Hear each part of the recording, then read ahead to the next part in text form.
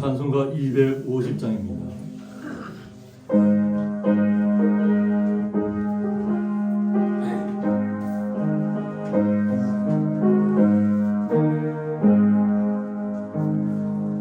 우주의 십자가 보혈로 제 씻음 받기를 원하네.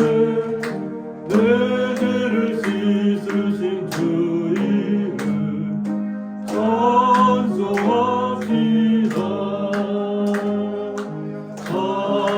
찬송합시다. 찬송합시다. 내 죄를 씻으신 주 이름 찬송합시다. 죄악을 속하여 드신 주 내 속에 들어와 계시네. 십자가 앞에서 주 이름 찬송합시다. 찬송합시다. 찬송합시다. 내 죄를 씻으신 주 이름 찬송합시다. 주 앞에 흐르는 생명수 날 씻어 정하게 하시네. 내 기쁜 정성을 다하여 찬송합시다. 찬송합시다. 찬송합시다. 내 죄를 씻으신 주 이름 찬송합시다. 내 주께 회개한 영혼은 생명수 가운데 젖었네. 금없고 순전한 주 이름 찬송합시다. 찬송합시다. 찬송합시다. 내 죄를 씻으신 주 이름 찬송합시다. 네, 다 같이 묵도하시겠습니다.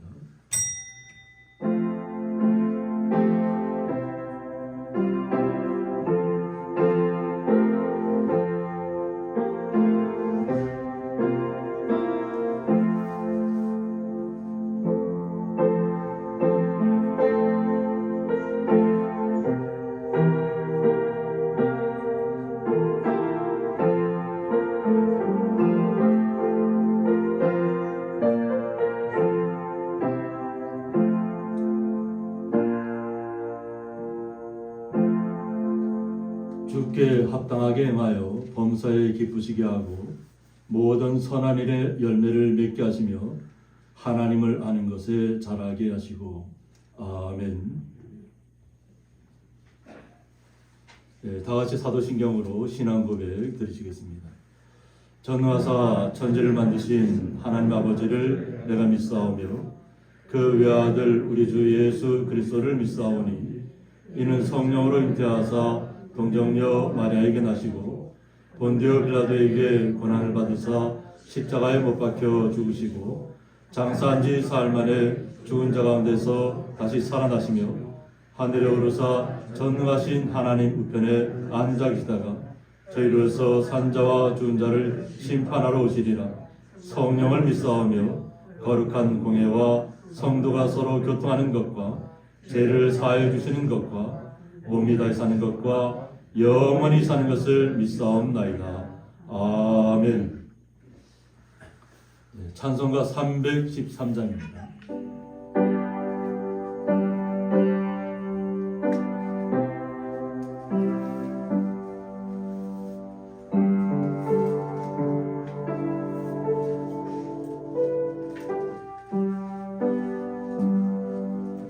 내 임금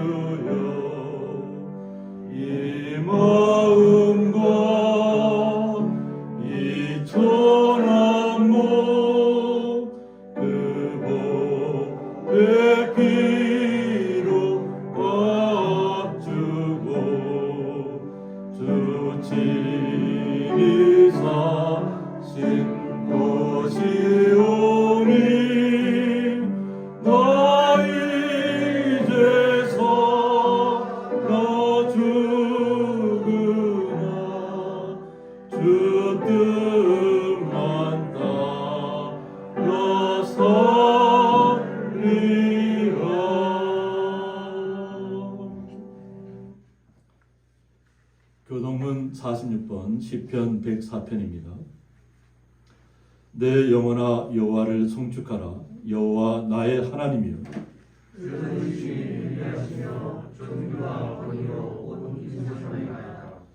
주께서 옷을 입음같이 빛을 입으시며 하늘을 휘장같이 치시며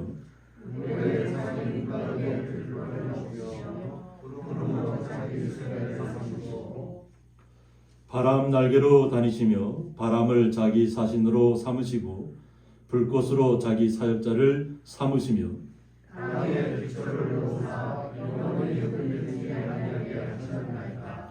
주께서 물의 경계를 정하여 넘치지 못하게 하시며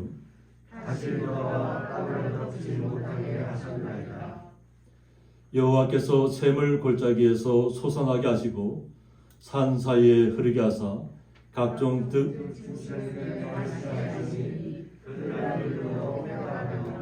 공중의 새들도 그 가에서 깃들이며 그가 그의 누각에서부터 산에 물을 부어주시니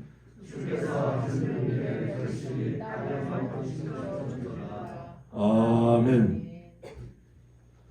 저희들 대표해서 김종훈 집사님 나오셔서 기도 인도해 주시겠습니다. 사랑과 은혜가 풍성하신 하나님 아버지, 지난 한 주간도 저에게 생명을 주시고 새 마음과 새 영을 부어주셔서 매일의 삶을 주님과 동행하며 즐겁게 건강하게 지낼 수 있게 하여 주심을 진심으로 감사드립니다. 아멘. 지나간 모든 날들 세상에서 여러 가지 죄악을 행했던 악한 생각과 행동들을 성령의 불로 모두 태워주시고 이 시간 참된 그리스도인의 모습으로 주님께 예배드릴 수 있게 하여 주시옵소서. 어린 양들을 위하여 늘 수고하시고 어렵고 힘든 일 묵묵히 감당하시며 맡기신 사역에 충실하신 목사님과 사모님께 하나님의 특별한 은총이 임하시길 기도합니다.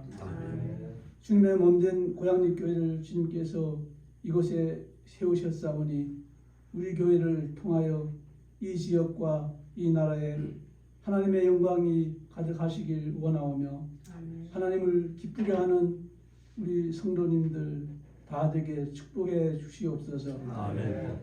전 세계에 널리 퍼져 있는 코로나19 바이러스와 우크라이나 전쟁도 저희들의 우매한 인간들의 죄 때문인 줄 믿습니다. 하나님 아버지, 저희들을 불쌍히 여겨 주셔서 주님의 귀하신 능력의 손으로 이 고난을 멈추게 하여 주셔서 온 인류가 주님을 섬기며 행복한 삶을 누리게 하여 주시옵소서.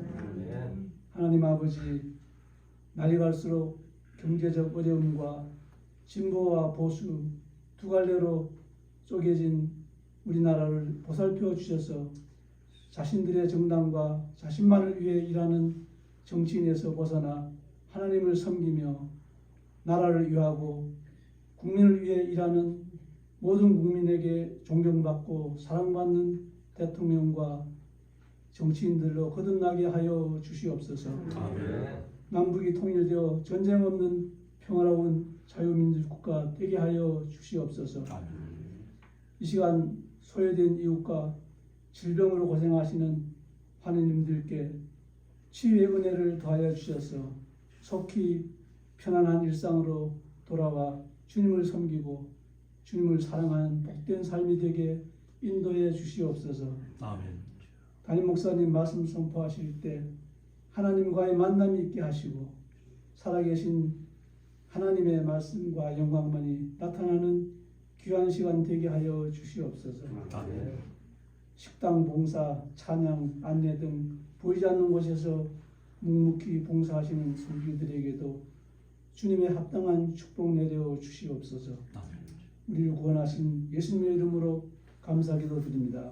아멘.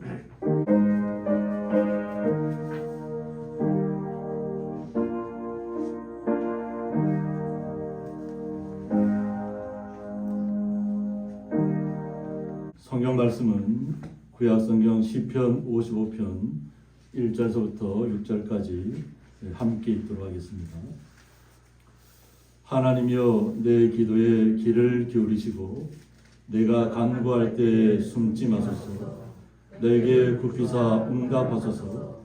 내가 근심으로 편하지 못하여 탄식하오니 이는 원수의 소리와 악인의 압제 때문이라. 그들이 죄악을 내게 더하며 노하여 나를 핍박하나이다. 내 마음이 내 속에서 심히 아파하며 사망의 위험이 내게 이르렀도다.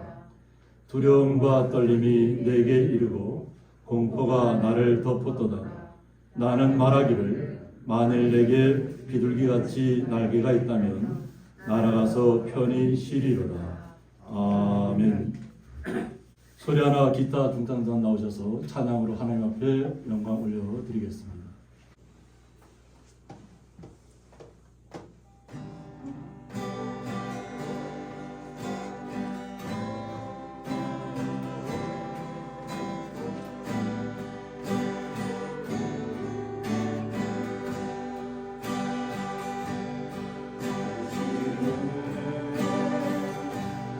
성님이 전국에서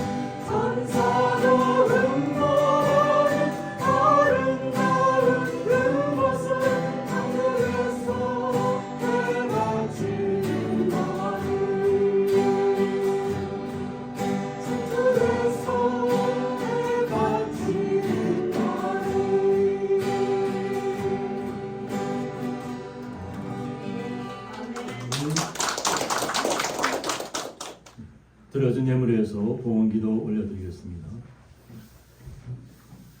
하나님 아버지 감사합니다.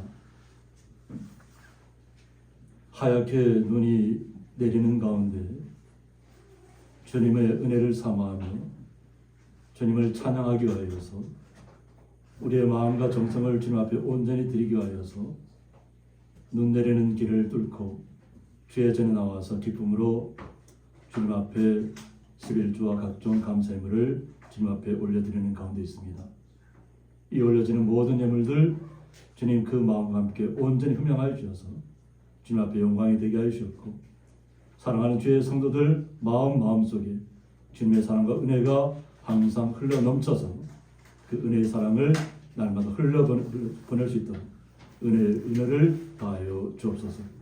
그 주님의 놀라우신 사랑에 감사하며 예수님의 이름으로 기도드리옵나이다. 아멘.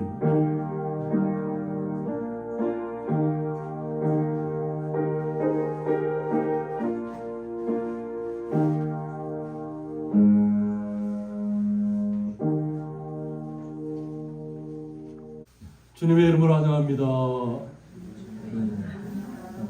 네, 서로 인사 나누시고 다 건강하게 보이시죠? 네, 감사합니다. 우리 박수영 집사님의 따님도 이렇게 오늘 저 함께 예배하러 나오셨습니다. 우리 다 같이 박수로 한마디. 미팅거영 성도님도 계속 일하시면서 또 이렇게 저희들 함께 해주셔서 너무 감사합니다. 박수. 감사합니다. 오늘 말씀의 제목은 두려움과 떨림이 내게 이르고, 이런 말씀 제목 가지고 함께 말씀을 나누고자 합니다. 저희들이 새해를 맞이하면서 저희들이 이 한 해 동안도 주님을 의지하고 또 강인한 모습으로 저희들이 나가야 될 줄 믿습니다. 그러나 저희들의 힘만으로 나가는 것이 아니라 주님의 은혜 때문에 저희들이 모든 시간들, 순간순간들을 감사로 이겨나갔으면 좋겠습니다. 오늘 다윗의 모습을 통해서 우리는 다윗은 너무나도 아름다운 모습으로 또 주님을 찬양했고, 또 그가 찬양할 때 모든 악기들이 물러가는 그런 역사를 다윗이 주님의 은혜로 인해서 날마다 나타내고 있었습니다.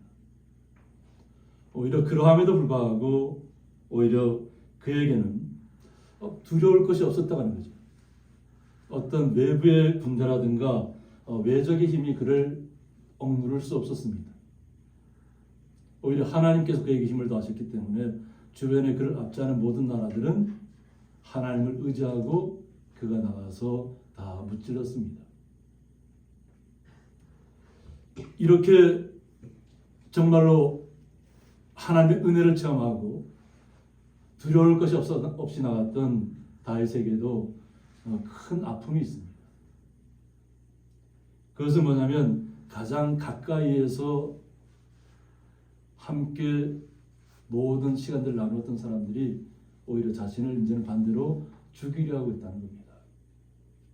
오늘 시편의 말씀을 보면 자신의 가까운 친구와 친구들이 그렇다는 거예요.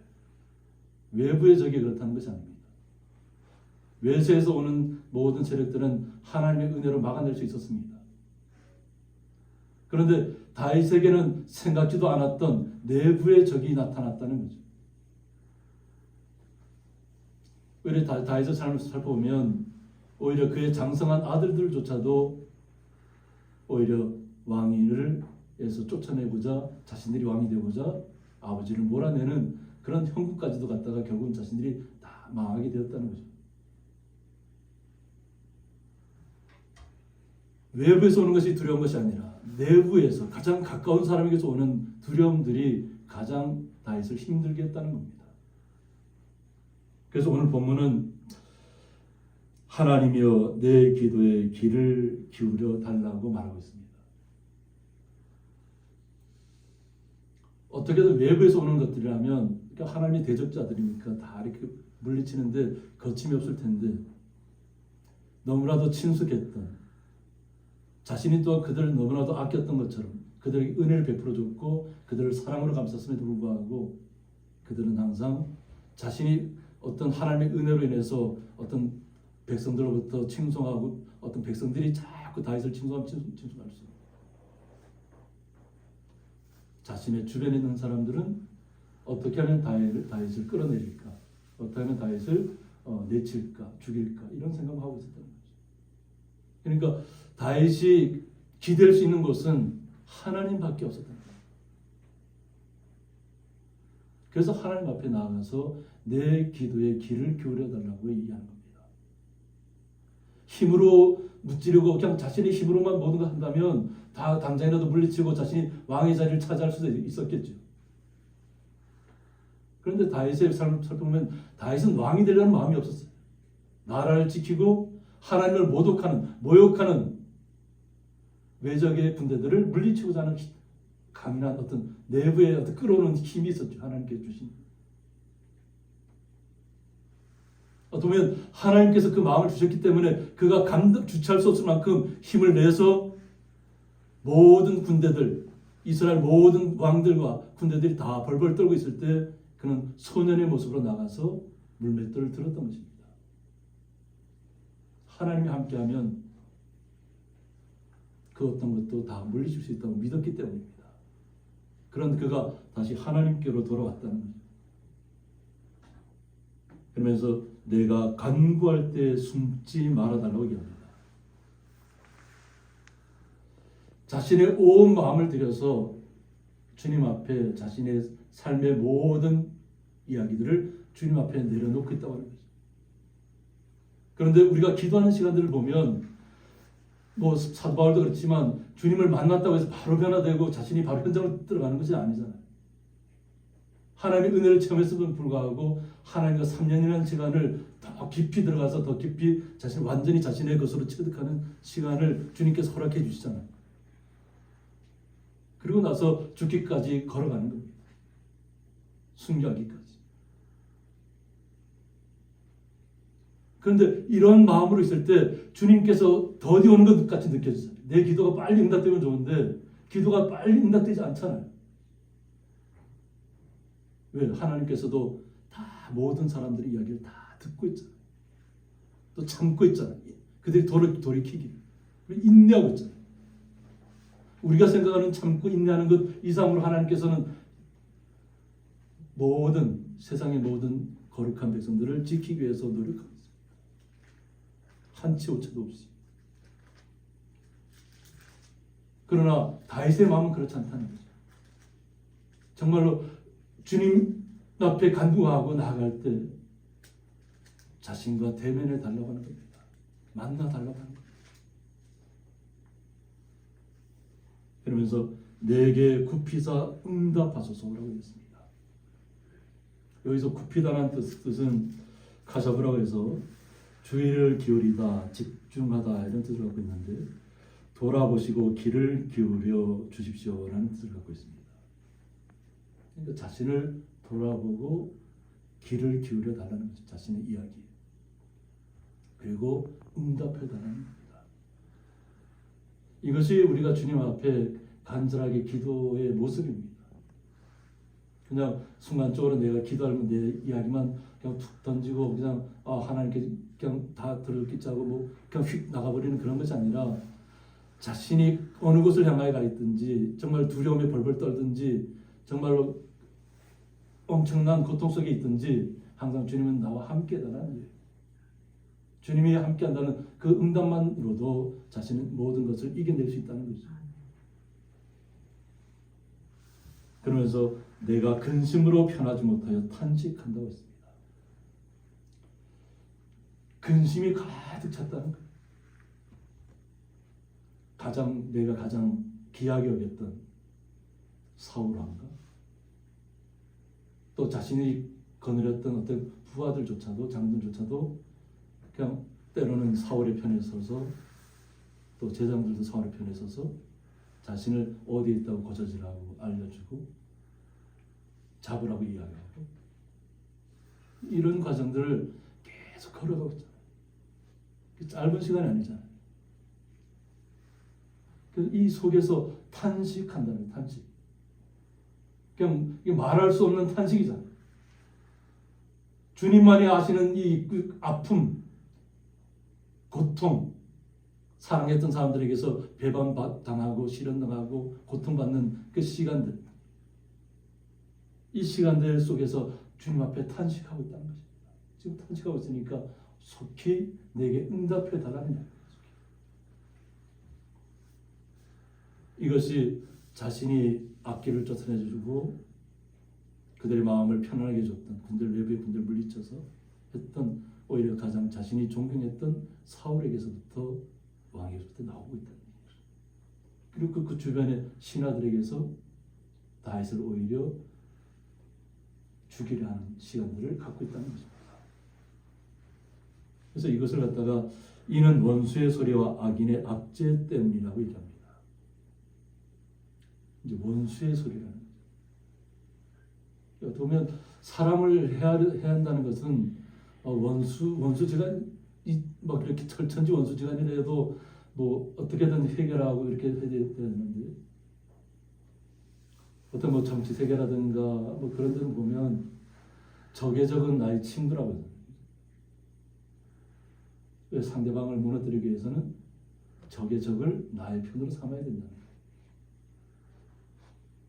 어떻게 보면 국가적으로 따져보면 우리가 저희들이 계속 우크라이나에 대해서도 기도하고 있지만 어떻게 보면 우크라이나는 거의 같은 민족이다시피 했어요.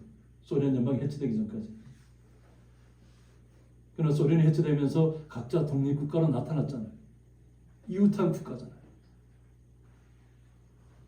가장 어떻게 보면 가깝고 가장 교류가 왕래가 아주 좋았던 그것이 오히려 자신에게 전쟁의 공포로 다가오고 있다는 거예요.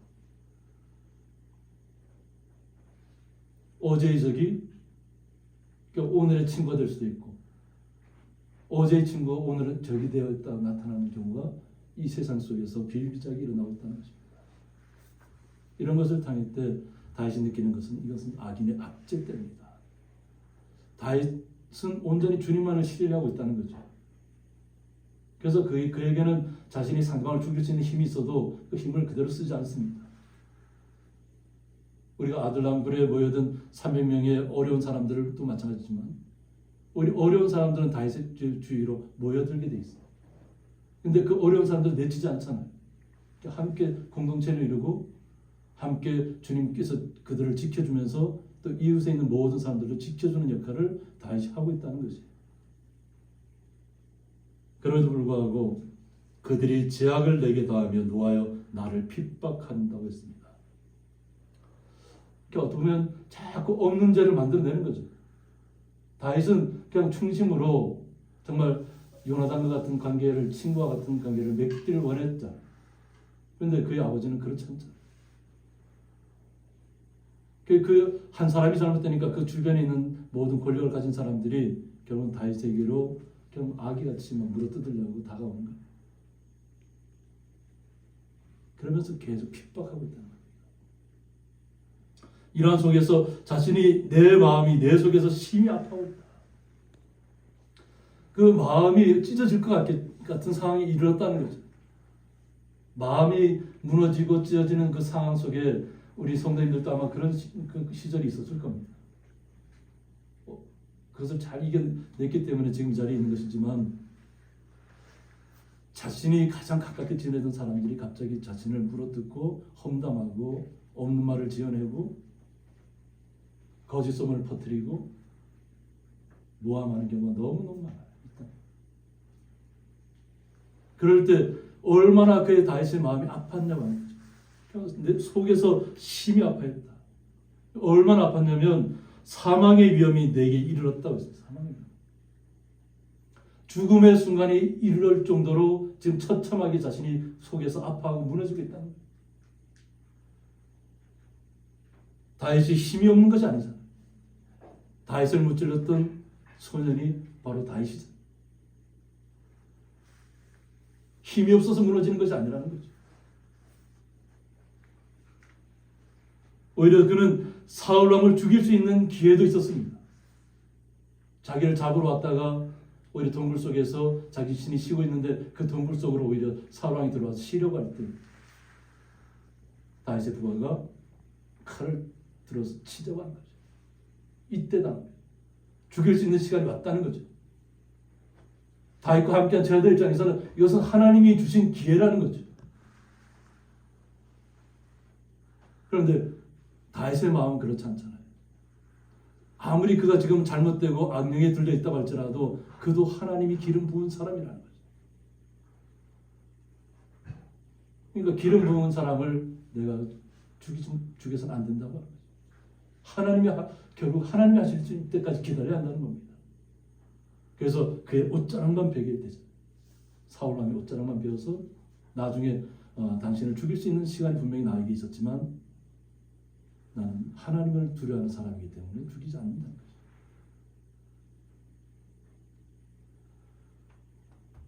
그럼에도 불구하고 그에게는 두려움과 떨림이 내게 이르렀다고 했습니다. 가장 가까이 있는 사람에게서 배신당하고 버림받는 것이 얼마나 아픈 시간인지는 뭐 말하지 않아도 아실 겁니다. 절대 나를 배반하지 않을 것 같은 사람이 나를 배반하고 오히려 나에게 칼을 겨누는 경우들이 이 세상엔 비일비재합니다. 그리고 공포가 나를 덮었다고 했습니다.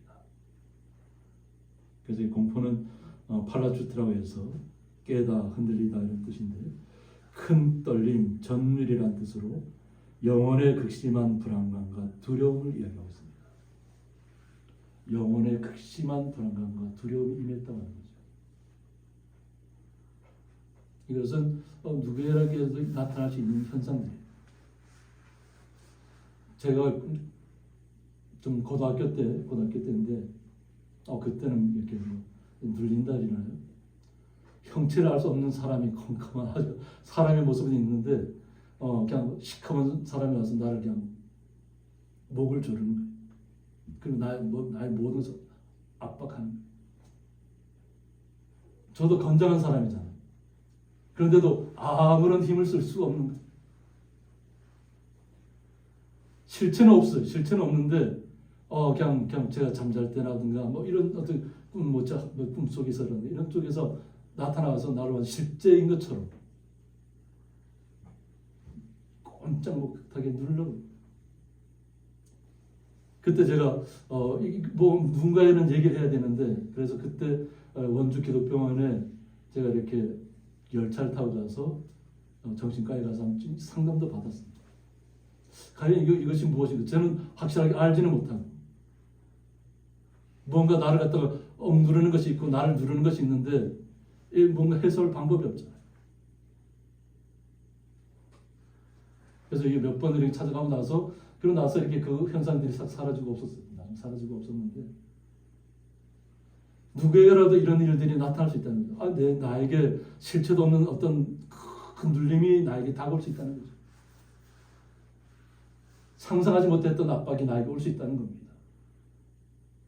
공포가 그 몰려올 때는 아무런 대처할 방법이 없어요. 근데 뭐 어디 힘을 쓸래도 힘을 쓸 수 없고 그냥 눌림 받는 것밖에 없어요. 압박받는 거. 아무것도 없는 존재가 되는 그런 공포가 임했단 말이에요. 그 두려움. 그래서 오늘 다윗은 뭐라고 얘기하냐면 나는 말하기를 만일 내게 비둘기같이 날개가 있다면 좀 이 세상과 좀 별개의 사람으로 살아가고 싶다는 얘기잖아요. 오늘 제가 강사한테 얘기를 들었는데 꽃감을 바깥에 이렇게 달아놨다고 합니다. 근데 뭐가 와서 먹었다고요? 새가 와서 그 단 것이니까 그것을 이렇게 얼마나 맛있겠어요. 온 천지는 다 겨울에서 먹을 것도 없고 막 눈이 쌓이면 뭐 먹을 게 없잖아요. 새들이 먹을 게 없으니까 그 새들이 와서 그 꽃감을 가서 이렇게 쪼아 먹었다. 아마 그 새들의 입장에서는 뭐 완전히 그냥 보물 덩어리가 딱 달려 있는 거죠. 보물 덩어리가 자신들이 양식이 달려 있는 거죠. 그러니까 얼마나 좋았겠어요. 그런데 우리는 날 수 있나요? 마음껏 새들처럼 날아갈 수 있나요? 날고 싶어도 못 날잖아요. 하나님이 그렇게 만들어 오셨으니까. 그런데 마음만은 어떻게? 이 너무나도 압박이 심하고 고통이 심하고 두려움이 막 엄습하니까 이 세상과는 좀 별개로 난 정말 새들처럼 그냥 헐헐 날아갔으면 좋겠다. 다른 곳으로. 그리고 정말로 그냥 주님이 주신 은혜만을 체험하면서 살아가면 좋겠다는 거죠. 그냥 내가 어떤 세상의 권력을 차지하려는 것도 아니고 내가 많은 것을 움켜잡으려고 하는 것도 아닌데 나에게 다가오는 압박은 너무나도 크다는 거죠.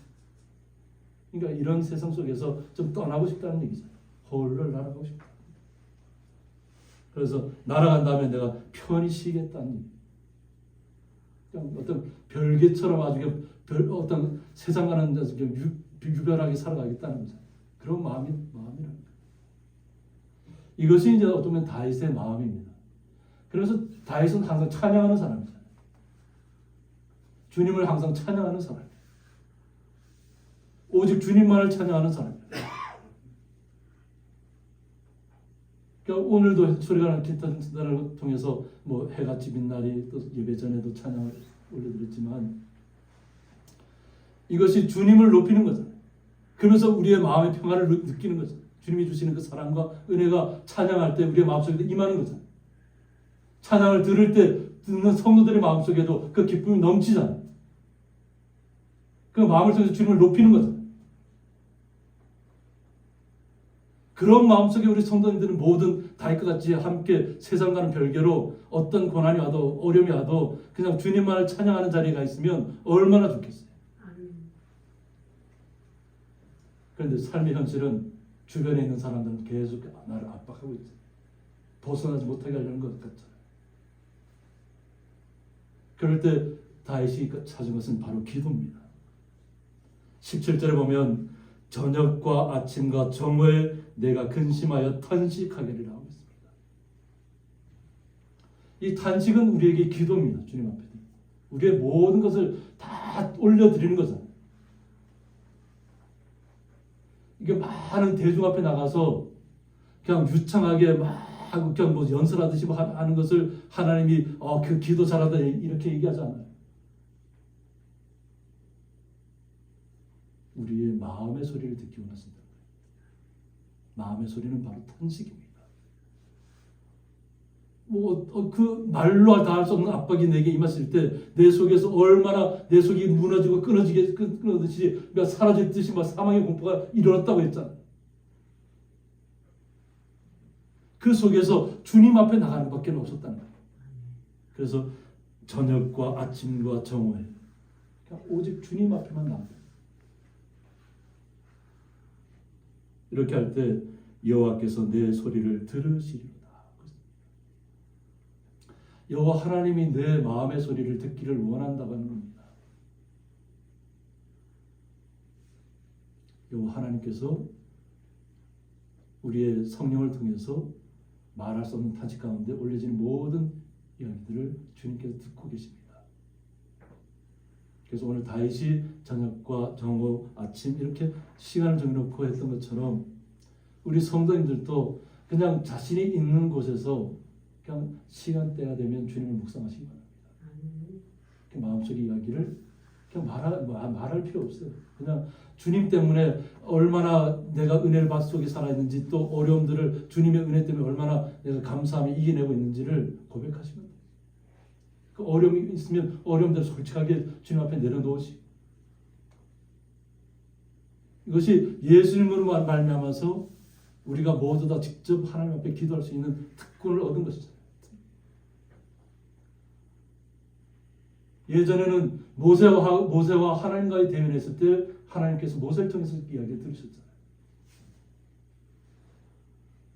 그 후로는 제사장들을 통해서 하나님께 올려지는 기도를 올릴 수 있었잖아요. 그런데 그 제사장들, 하나님 앞에 온전하게 하라는 제사장들조차도 부패하고 타락하고 세상과 그냥 결탁하고 그냥 좋은 것이 좋다고 그냥 함께 무너져가는 세상 속에 살고 있다는 거죠. 그러니까 예수님께서 오실 수밖에 없는 거죠. 무너져가는 거룩한 하나님의 백성들을 다시 찾기 위해서 주님께서 오셔서 자신의 몸을 희생해서 결국은 주님께서 십자가에 달리실 때 성막에 있는 그 휘장이 쫙 갈라져 버렸죠. 그때 이스라엘이 온 지진이 일어났어요. 주님이 십자가에 달리실 때 온 세상이 무너지는 것 같이 하늘은 컴컴해지고 성전은 흔들리고 휘장은 갈라졌다.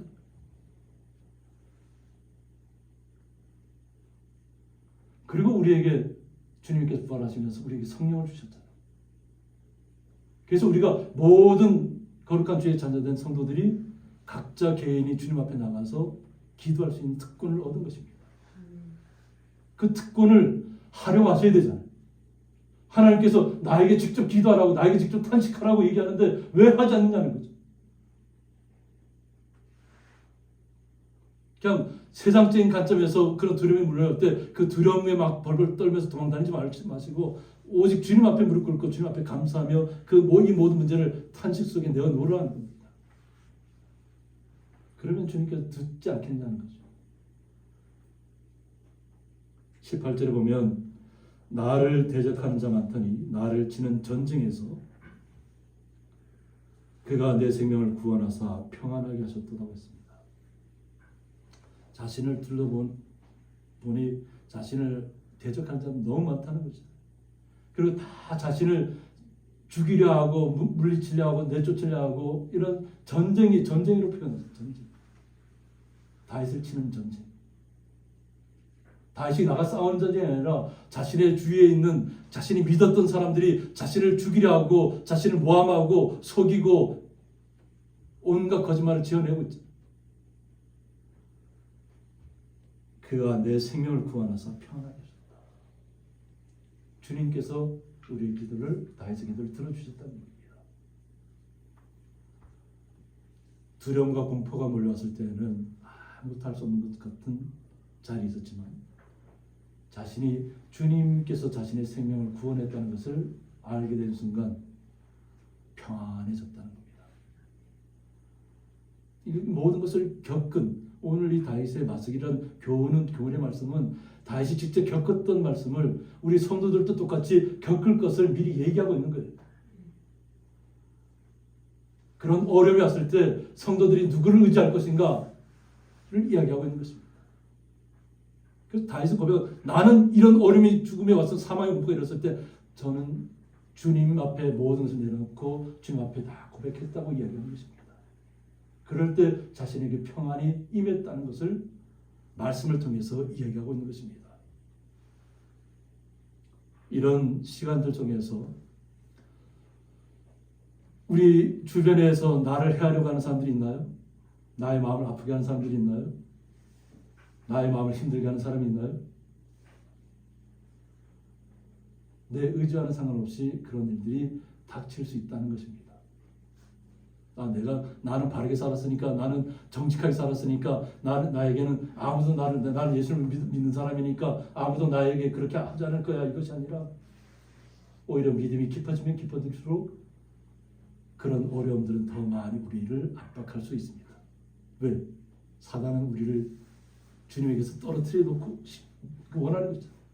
어떻게든 그 믿음이 깊어진다 싶으면 좀 어떻게든 어떤 안 좋은 것을 던져서라도 그에게 주님을 원망하고 왜 나는 이렇게 하나님을 섬겼는데 왜 나를 왜 이런 자리에 떨어뜨리냐고 하나님을 비난하게 하려는 의도를 갖고 있는 것이 사탄이에요. 그러나 주의 거룩한 성도된 하나님의 백성된 거룩한 자녀들은 오늘 다윗과 같이 주님이 모든 것을 역사하신다는 걸 믿으셔야 될 줄 믿습니다. 그래서 19절을 보면 옛부터 계시는 하나님이 들으시고 그들을 낮추시리다 하고 있습니다. 우리가 알지 못하는 시간 때부터 하나님은 계셨다고 하는 것이죠. 그 하나님께서 우리의 모든 탄식 소리를 들으셨다는 겁니다. 그리고 응답해 주셨다는 그들을 오히려 다윗을 압박하고 대적하고 힘들게 하는 사람들을 낮추시겠다.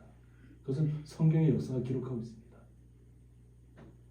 사울 왕이 얼마나 처참하게 죽었는지는 성경이 기록하고 있습니다. 다윗의 손을 빌리지 않고 대적의 손을 빌려서 사울의 목을 쳤다는 겁니다.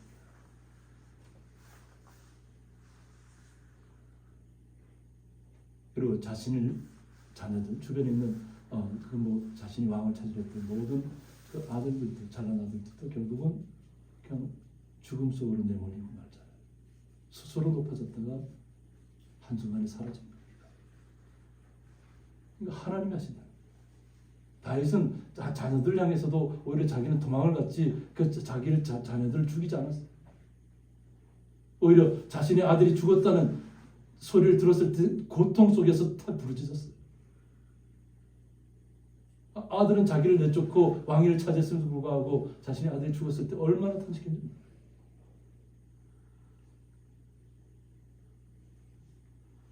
그런데 왜 그러냐면 그들은 변하지 않는다는 겁니다. 그냥 세상적인 관점을 갖고 있는 사람들은 변하지 않는다는 거예요. 그래서 우리 성도님들이 하는 것이 뭐냐면 우리는 어떻게든 그들의 마음을 어떻게 감화시키고 감복시키려고 계속 잘해주잖아요. 그런데 그들은 변하지 않아요. 돌이키잖아요. 왜 그러냐면 하나님을 경외하지 않기 때문에. 하나님이 살아계신다는 걸 믿는다면 그렇게 할 수 없죠. 그냥 우리가 오랫동안 살아봐야 예전에 성경에 기록됐을 때는 900세가 넘게 살았지만 그 900세가 넘는 시간 동안 얼마나 많은 악을 행했는지 하나님께서 탄식하신 거예요. 장수한다고 좋은 것이 아닙니다. 그래서 수명을 좀 단축해 놨다니까 120세까지 수명을 단축해 놨잖아요. 그런데도 그 안에서도 영원히 살 것처럼 악을 행하고 있잖아요. 그러다 한순간에 사라지잖아요. 이 땅에서 무언가를 다 얻었다고 만족하고 다른 사람 압박했던 모든 사람들이 결국 사라지고 없잖아요. 그래도 그들은 하나님을 경외하지 않고 있다는 겁니다. 그는 손을 들어 자기와 화목한 자를 치고 그의 언약을 배반하였다고 했습니다. 손을 들어서 누구를 쳤다고요? 자기 화목한 자를 쳤다는 겁니다. 하나님을 경외하지 않고 그냥 세상적인 관점에서 뭔가 어떤 자기가 추구하는 바를 이루기 위해서 상대방을 무시하고 상대방의 나라를 떨어뜨리고 그냥 세상 속에서 막 죽이려고 하는 사람들, 그들은 하나님의 언약을 모르는 사람, 배반하는 사람들이랍니다. 주님의 언약을 알지 못하기 때문에 주님의 사람들, 거룩한 사람들을 치게 되는 것입니다. 그러나 하나님은 기억하고 있다는 겁니다. 하나님께서는 더디게 움직이시는 것 같이 느껴지지만 우리는 시편 기자를 통해서 느끼는 것처럼 천년이 하루 같다는 거예요. 하루가 천년 같고 우리는 천년을 살지 못하는데 천년이 하루 같다는 거예요. 또 하루가 천년 같다는 거예요. 이 시공간은 오직 주님의 그 계획 안에만 들어있는 거예요.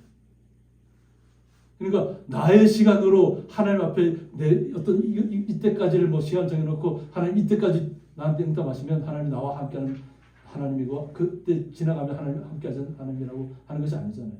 거룩한 성도들. 내가 죽는 한이 있어도 나는 이 땅에서 그냥 버림받고 쓰러져가는 사라진 한이 있어도 주님이 나와 함께하시면 우리의 마음속에는 평화가 깃들 줄 믿습니다. 주님의 사랑이 임하면 그 어떤 것도 우리는 두려움을 다 물칠 수 있을 줄 믿습니다. 그러니까 오직 주님만을 신뢰하라는 거예요. 세상 사람들은 그냥 우리가 생각하는 것 같지 않다는 거예요. 그의 입은 우유 기름보다 미끄러우나 그의 마음은 전쟁이라고 했습니다. 이미 하나님의 사람들을 어떤 멸하기로 작정한 사람들은 겉으로는 이렇게 말은 이렇게 부드럽게 하고 치장하고 할 수 있어요. 그런데 그들의 마음은 전쟁이라는 거예요. 그래서 그의 말은 기름보다 유하나 실상은 뽑힌 칼이라고 했습니다. 그러니까 하나님의 사람들, 대적하는 사람들은 마음이 겉과 속이 틀린 거죠. 다른 거. 그래서 우리는 주님 때문에 이것을 알았잖아요. 말씀을 통해서 이러한 세상 속에서도 우리가 주님 앞에 온전하게 나와서 때로는 탄식하고 시간을 정해놓고 기도하고 나의 삶 속에서 주님만이 나의 모든 것이라고 고백하는 시간들을 가져야 한다는 것입니다. 이것을 주님께서 우리에게 말씀을 통해서 이야기하고 있습니다. 그래서 22절을 보면 내 짐을 여호와께 맡기라고 얘기합니다. 우리 성도님들의 짐을 다윗이 여호와 하나님 앞에 맡겨드렸듯이 우리 성도님들도 내가 나에게 정말 그 감당할 수 같은 뭐 무거운 짐, 압박 이런 것이 있다면 다 여호와 하나님 앞에 맡기시기 바랍니다. 아멘. 그 짐을 다시 끌고 와서 지르려고 하지 마시기 바랍니다. 그래서 제가 하는 얘기가 뭐냐, 기도는 중원부원 하는 게 아니라는 거예요.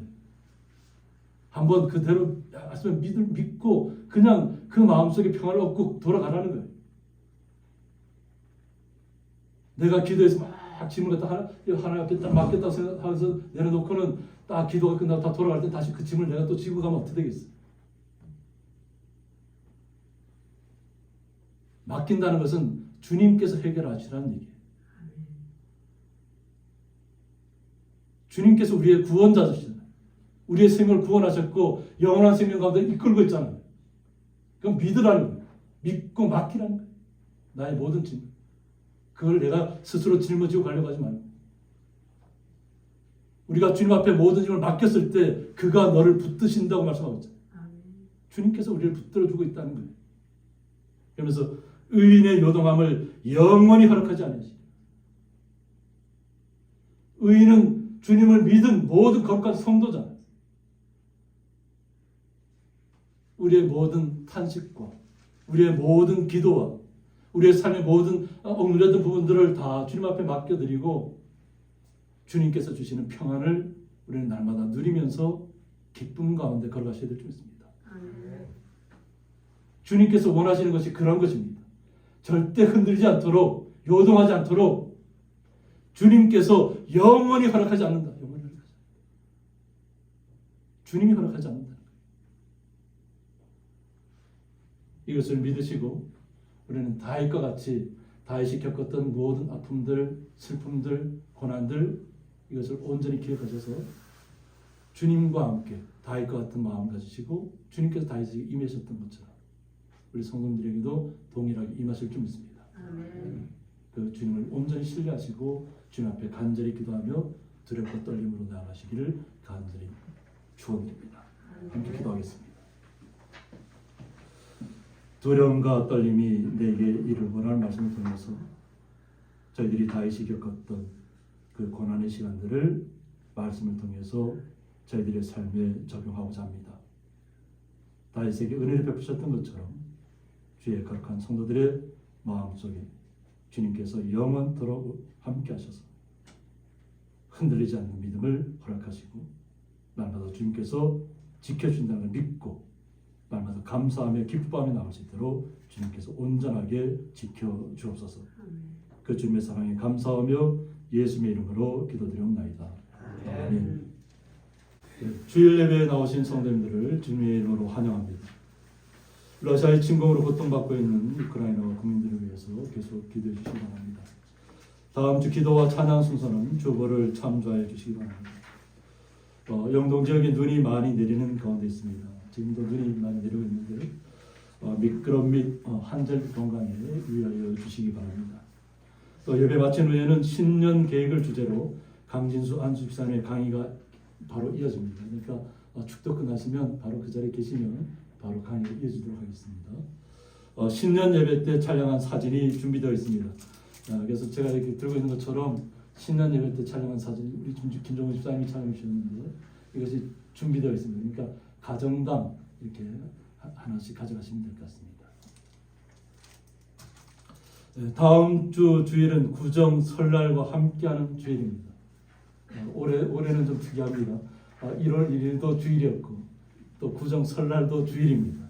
그래서 아마 미리 가족들이 오실 텐데 또 우리 출타하시는 분들은 출타한 곳에서 예배하시고 또 이곳으로 오시는 자녀분들은 함께 이렇게 권면하셔서 나오셔서 함께 예배하셔서 함께 기쁨을 누리시기 바랍니다.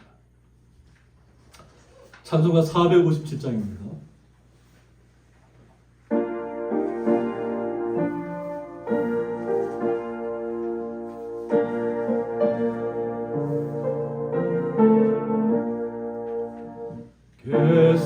겟세마네 동산에 주를 생각할 때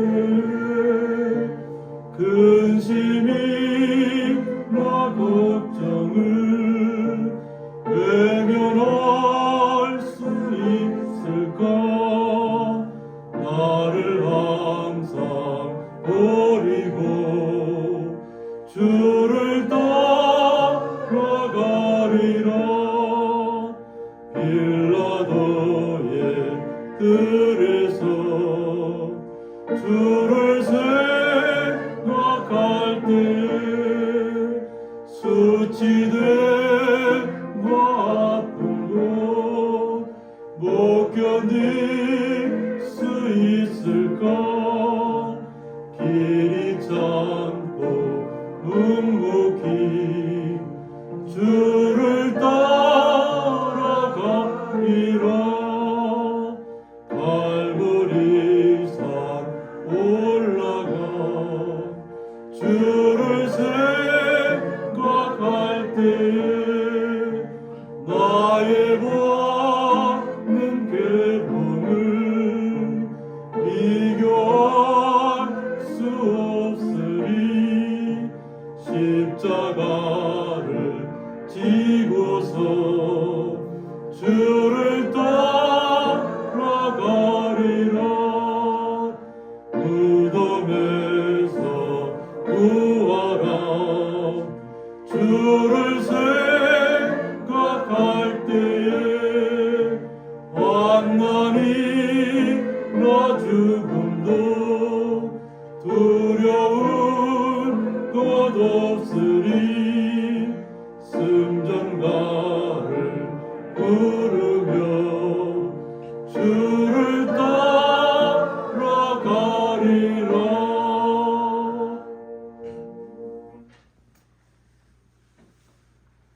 이제는 주 예수 그리스도의 은혜와 하나님의 사랑과 성령의 감화 교통하심이 두려움과 떨림이 내게 이르라는 말씀을 통해서 어려움과 고난이 왔을 때 오직 주님만을 신뢰하며 오직 주님 앞에 모든 것을 맡기며 마음속에 주님께 주시는 평안과 감사와 기쁨의 마음을 가지고 주님과 함께 동행하며 기쁨으로 걸어가기를 원하는 주의 거룩한 성도들과 그 가정과 기업 위에 영원토록 함께 있을지어다.